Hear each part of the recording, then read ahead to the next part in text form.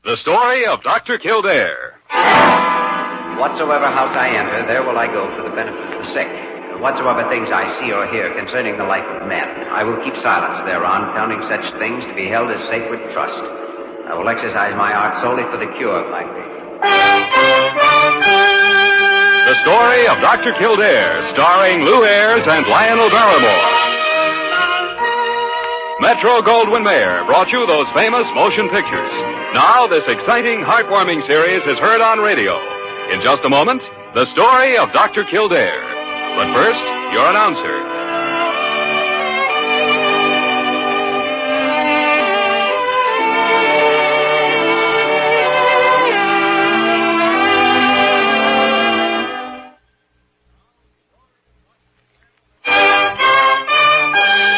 Now, the story of Dr. Kildare, starring Lou Ayres as Dr. Kildare and Lionel Barrymore as Dr. Gillespie.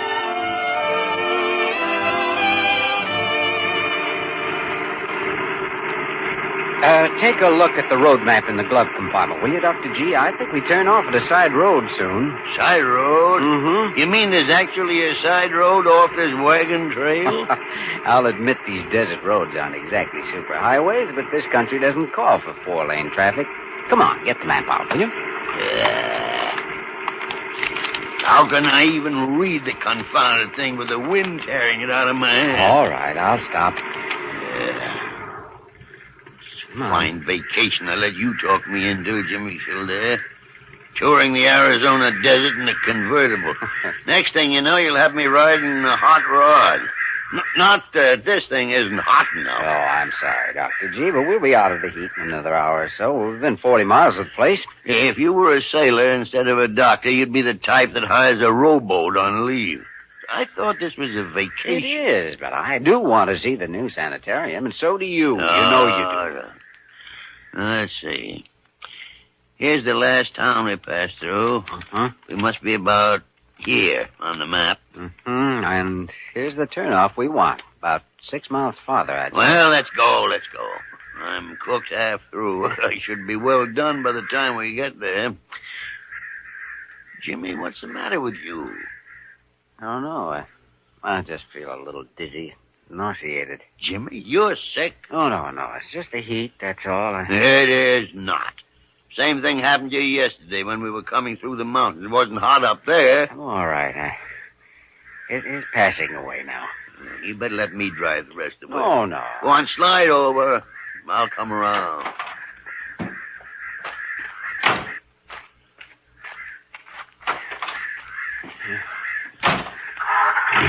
You better get some rest when we reach the sanitarium. I'm going to give you a good going over and find out what's wrong with you. All right, I tell you. I'll feel fine by the time we get there.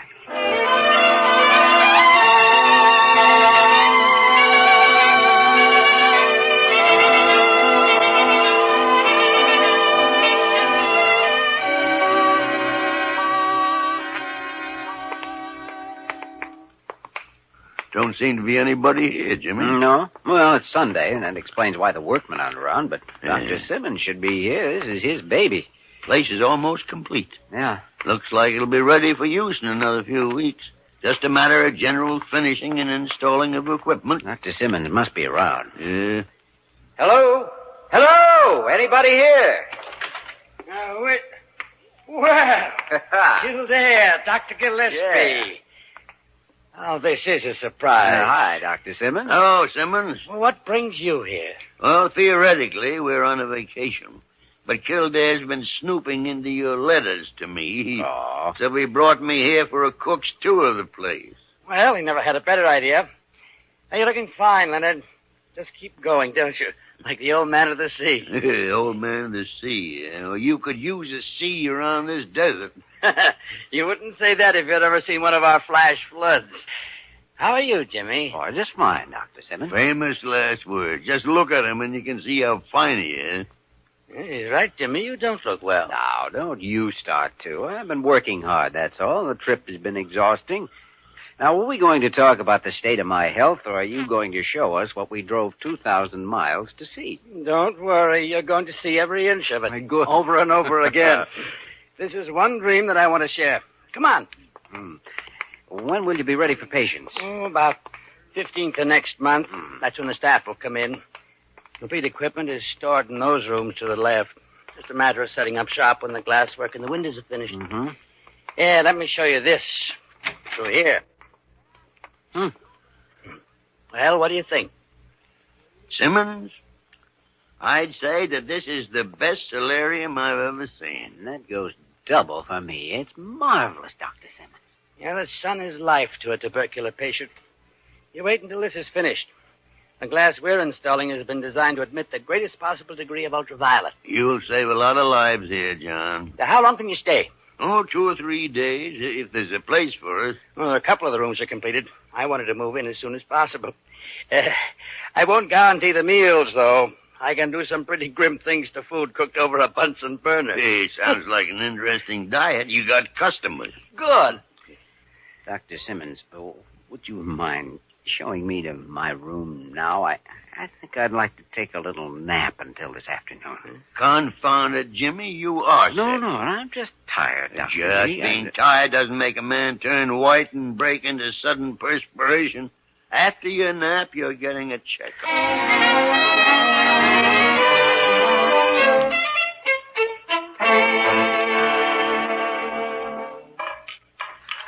Dr. G, when you entered the medical profession, the world lost a great pearl diver. What are you talking about? If I remember my slang correctly, pearl diver means dishwasher. And you are doing very well. Well, I'd do better if you two would keep quiet and speed up the drying.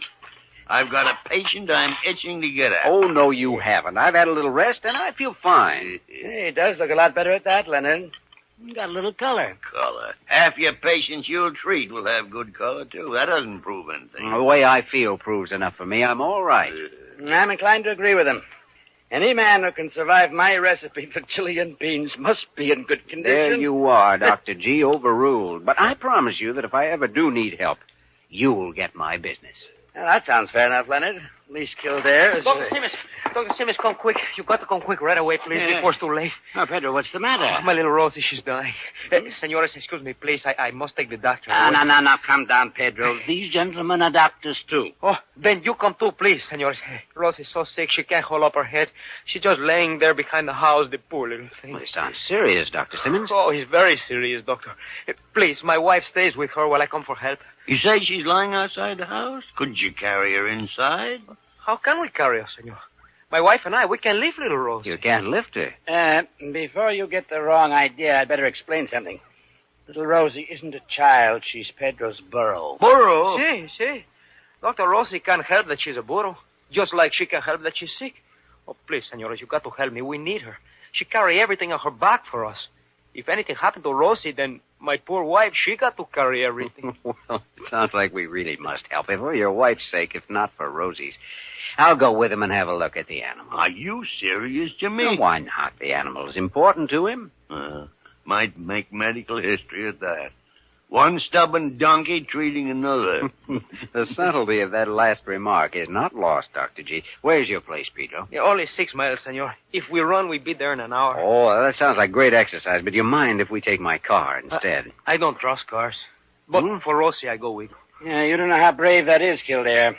By the time you drive over the road to his shack, if you can call it a road, you might wish you'd tried running. Well, maybe so. Anyway, I'll borrow that field kit, Dr. Simmons. I may need it if the burro's really sick. Not only that, but it'll protect you from Dr. Gillespie. He's got a surgical glint in his eye.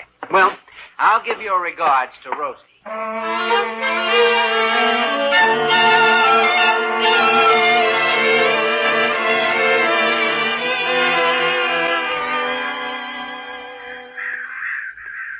What's the matter with her, doctor?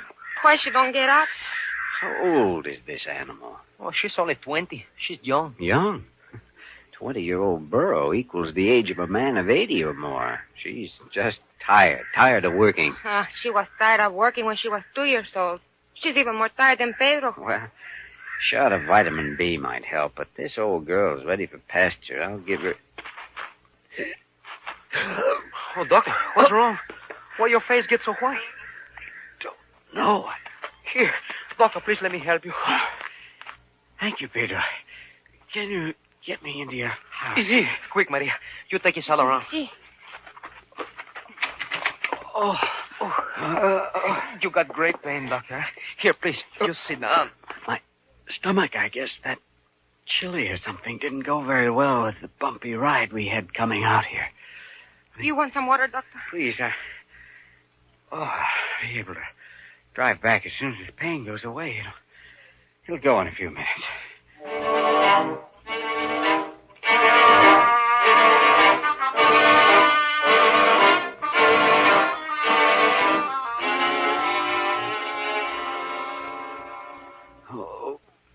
The pain is not better, Doctor. No, I'm afraid not. It's becoming more localized. Can either of you drive an automobile? No, senor. No, we never learn. Doctor, maybe if you tell Pedro how to drive it, he can take you back. I'm afraid we're too late for that. I couldn't possibly stand the trip over that road. What do you want us to do, senor? Well, one of you will have to go on foot. Dr. Simmons has a car at the sanitarium, doesn't he? Si, of course. My stomach muscles are getting rigid.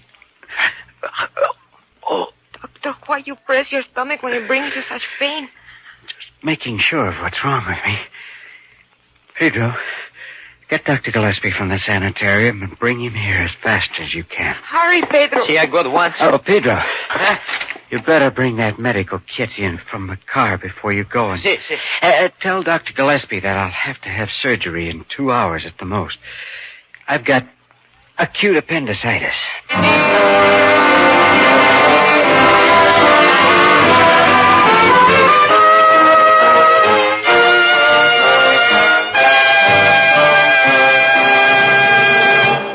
We return to the story of Dr. Kildare in just a moment.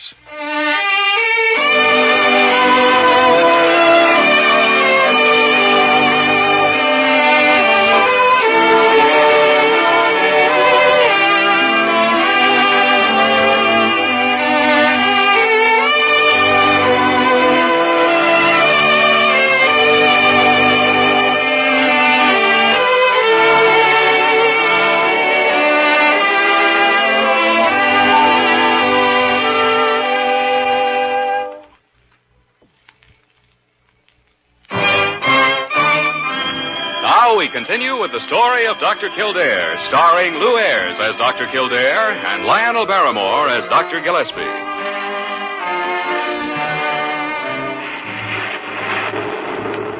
Dr. Simmons, Dr. Gillespie.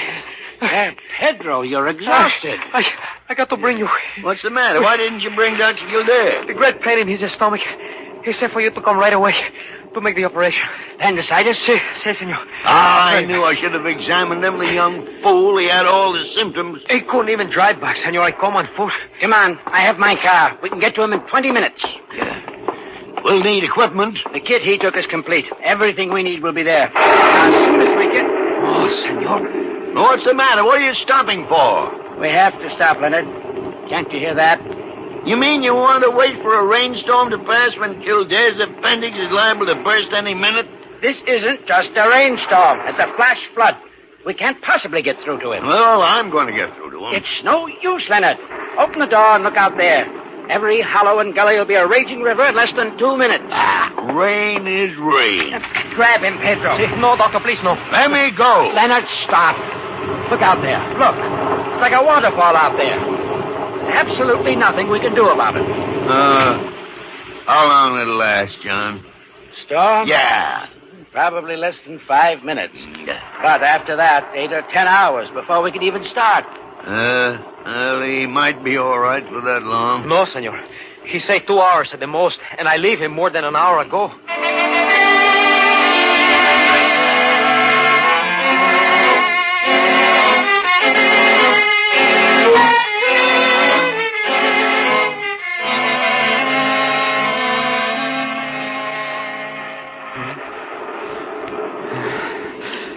Doctor, why you don't take another one of the little pills to help the pain?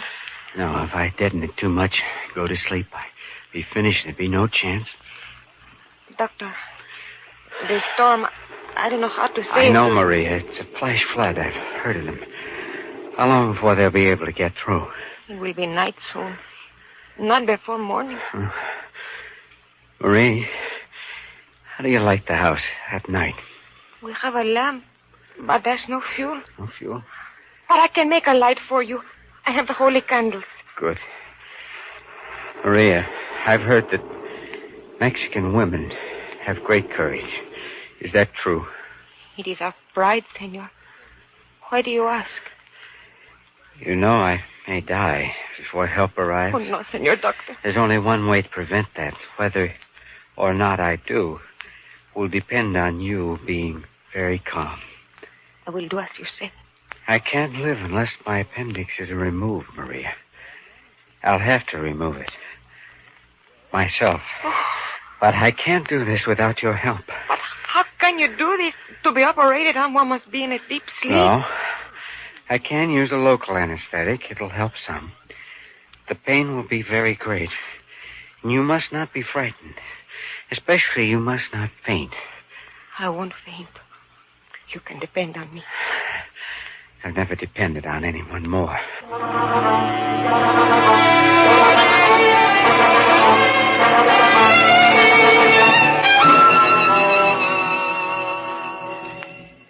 Help me with these gloves, Maria. And be careful, don't touch anything that hasn't been sterilized in the hot water. I almost forget. Now, spread the instruments on the clean towel there beside me.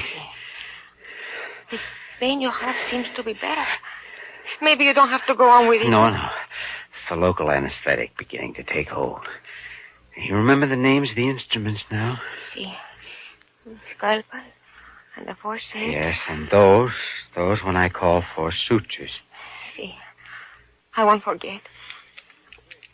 What do you do now with that needle? I give myself an injection of penicillin to prevent infection. Now, I want you to look at this hypo needle. The one you saw me prepare before. When I start operating, after I make the incision, Maria, I'll be in great pain.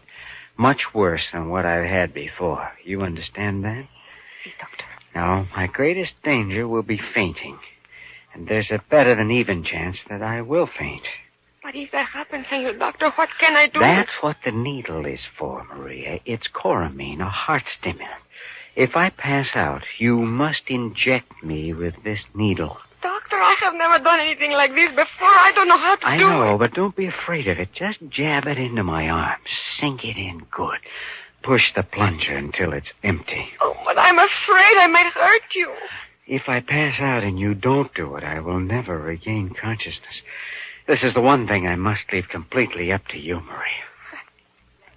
I will do my best. Good. I'll lie back. Tilt the mirror so I can see what I'm doing. All right. You can't see yet. Tilt it further. Like this? No, further. Here? There, that's it. Doctor, how long will it take? I don't know. I may finish in 15 minutes. I don't know. I may never finish. All right, Maria. Scalpel, please.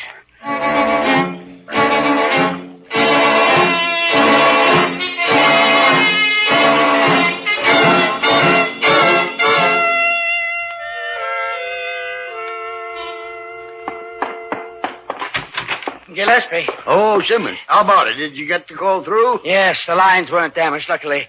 I contacted the Mercy Hospital in Phoenix. What do they think of my idea? Well, the storm's over and a helicopter's taking off from the Phoenix airport right now. They'll pick us up here in about half an hour and fly us out to Pedro's shack. They don't go to fly me no place. I wait right here till I can walk.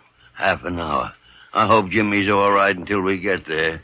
After we operate, we can get him into the hospital at Phoenix for post-surgical care. Post-surgical care isn't our problem. Once the appendix is out, he'll be all right. If it's caught before it ruptures. If it isn't and peritonitis sets in, he'll need plenty care. Well, I just hope he's trying to rest out there. He must know that we can't get through to him. I only hope he doesn't get panicky. Panicky?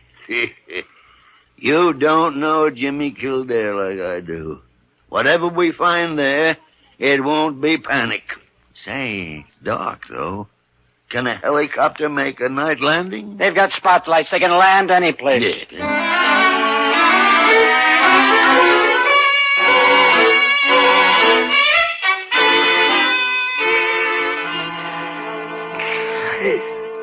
Keep wiping my forehead, please, Maria. All right, Doctor. You all right? I think so. Forceps, please. All right. I dropped it. Never mind. Another one, hurry. ready to get the appendix. Wipe my eyes. I can barely see. I still can't see. Is the mirror misted over? No. No, the mirror is all right. Doctor, what's the matter? Slap me, Maria. No, I'm afraid. Slap me. Slap my face. All right. Scalpel, quick. There. I got it out, Maria. Oh. Not finished yet, though. I must... Senor Doctor. Senor Doctor. Needle, Maria. Coramine, hypo. Doctor.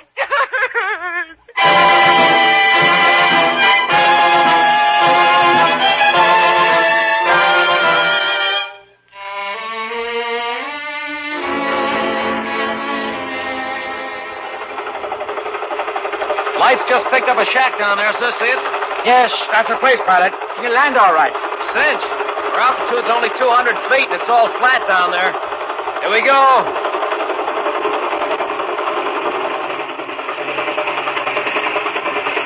Just be a little jolt when we hit.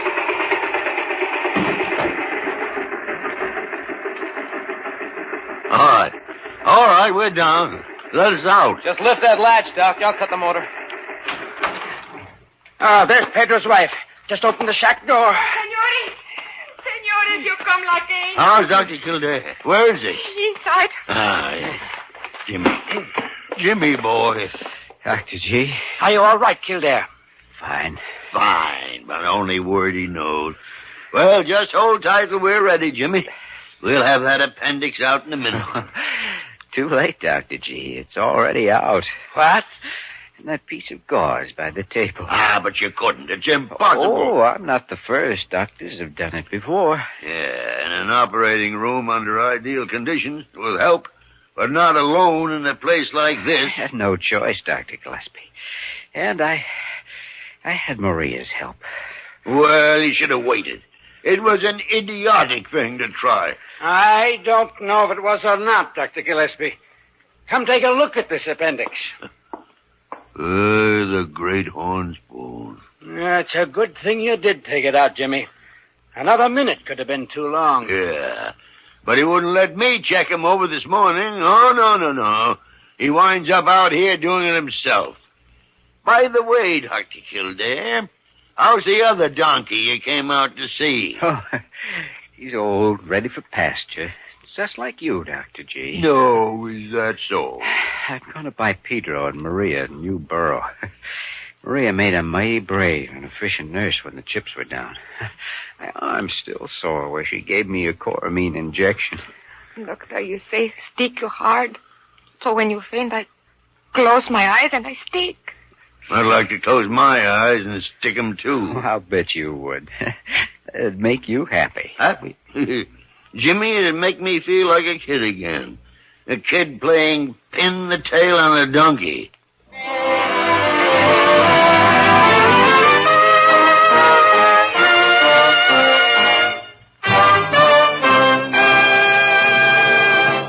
In just a moment, we will return to the story of Dr. Kildare.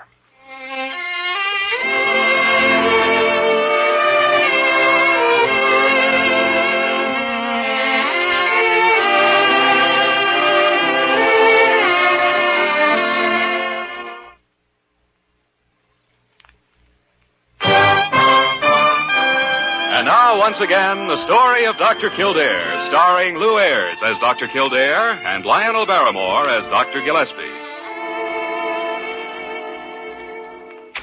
Hello, Jimmy. Hello, Dr. G. Card ride out yet? Yep. We can leave in the morning. Good. Think you can stand the trip? Oh, I'm fine. Fit as a fiddle. I'm ready to get back to work at Blair. The only thing bothering me is how much of a bill to send myself. Yeah. By the way, reports of your little operation kicked up quite a sensation, Jimmy. Huh? Oh, sure. Here's a wire from a news syndicate. They want you to write your own story. But that isn't enough to make you as cheerful as you seem to be. Yeah. Oh, whenever you chuckle like that, Dr. G, I know there's something pretty nasty coming up. Now, come on, what is it? Oh, nothing. Yes, there is. I was just talking to Simmons on the phone. And he said that Pedro and Maria were delighted with the new donkey. Yes, they were just delighted. You know what they're going to name him, Jimmy? No. They're calling him Dr. Kildare. Now, isn't that sweet? Oh, very sweet. But it's likely to create a family feud between Maria and Pedro. Well, what do you mean? Well, I heard you suggesting that name to Pedro, so I had a chat with Maria, and she's calling the borough Gillespie. You think you're smart, don't you?